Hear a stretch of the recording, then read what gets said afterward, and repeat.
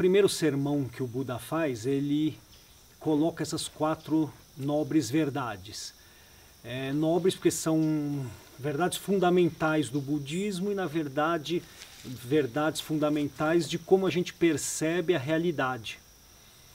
Em dado momento, o Buda fala que ele é como um médico. Assim como um médico cuida de, naquela época, né, 2.600 anos, né, cuida de males do corpo, ferimentos, alguma doença, algum problema, né, interno ou externo, ele cuida de males da mente.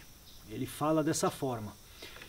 Então, as 4 nobres verdades é como uma atuação de um médico. Ele fala primeiro que existe o sofrimento, o dukkha, a insatisfação. A gente fala em sofrimento, nesse momento aqui é um clima gostoso, nem muito quente, nem muito frio, tudo tranquilo, o ventinho, né, batendo. Fala, não, aqui não tem sofrimento.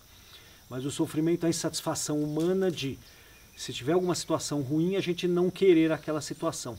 E se tiver uma situação boa, a gente já tem uma certa apreensão de que ela pode desaparecer a qualquer momento. É como chegar numa festa, né? A gente chega, fica com a expectativa de que a festa seja incrível, fabulosa, e quando chega talvez não corresponda ao que a gente esperava. Então já teve uma primeira insatisfação. Aí, estando na festa, se está ruim, insatisfação. Se está boa, insatisfação porque ela vai terminar em algum momento. Vai terminar logo. E depois, quando termina, a insatisfação, porque vai demorar para ter outra, porque acabou aquela, justamente naquele momento. Então, essa ideia da insatisfação como uma falta de completude, né? Uma falta de perfeição, no sentido de não estarmos completos, né? Sempre buscando alguma coisa. Então, é a primeira nobre verdade da existência do sofrimento. Aí, a segunda, o Buda fala que é a causa. Por que surge isso? Aí ele fala das situações de desejo, a ira e a cobiça.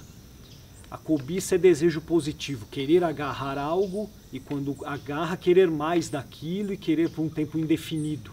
Então, é a ideia da cobiça. A ira é não querer algo, é um desejo negativo, eu quero que algo que não me agrada fique afastado de mim. E a ignorância. A ignorância é até um elemento mais sutil, mas é o mais importante dos 3. A ignorância é não percebermos a realidade como ela é de fato. É por não percebermos o que somos nós, o que somos em relação ao mundo, o que é o mundo, qual que é a relação mental, né? Não é, o Buda não estava preocupado com uma explicação física quântica, nada esotérico. Como que essa mente percebe o mundo e, nesse sentido, como que ela não se sente satisfeita. Então, é a ideia da ignorância, é não termos a percepção exata. Essa é a segunda nobre verdade, a causa, né, do sofrimento. Aí ele fala a terceira nobre verdade, que é a possibilidade de superar essa situação. Dá para superar essa situação porque ele descobriu que existia essa possibilidade e mais, ele constatou que era possível replicar essa situação para outras pessoas. Naquele momento ali, ele estava só falando, no término desse sermão, se ilumina. Aí ele fica extremamente feliz que de fato dava para fazer essa replicação, repassar essa condição, né, de iluminado para outras pessoas. Repassar não por uma mágica, né, mas por treinamento. E a quarta nobre verdade é como fazer esse treinamento, como fazer esse direcionamento, né, para que a pessoa possa, em um dado momento, iluminar. Né, não é controlável, né, não é possível dizer, você vai se iluminar nesse momento. Não, é como andar de bicicleta. A gente põe a criança, né, e a criança vai tentando, em algum momento sai andando de bicicleta.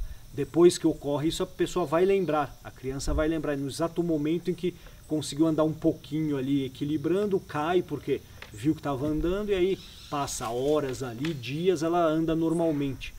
Mas naquele momento, até ocorrer aquilo, tem que se permitir, né, a pessoa, dadas as circunstâncias, dadas as condições, que nós chamamos de treinamento budista, que é a quarta nobre verdade, que é, vamos dizer, o treinamento básico que o Buda já tinha imaginado e passado para esses primeiros 5 discípulos, né? E depois, em 40 e tantos anos que ele prega, ele vai ampliando, melhorando, especificando explicações, né? E os sutras, ele deixa inúmeros sutras, né? Inúmeros textos, né? Sutra é um tratado, quer dizer tratado em sânscrito. São tratados sobre um determinado assunto, né? Um leigo pergunta algo, ele trata de uma forma, outra pessoa pergunta outra coisa, ele trata outra. Aí ele naturalmente vai explicando porque ele vê que as pessoas estão numa dada circunstância, numa dada situação. E vai falando. E aí essas explicações técnicas dele tornam-se sutras.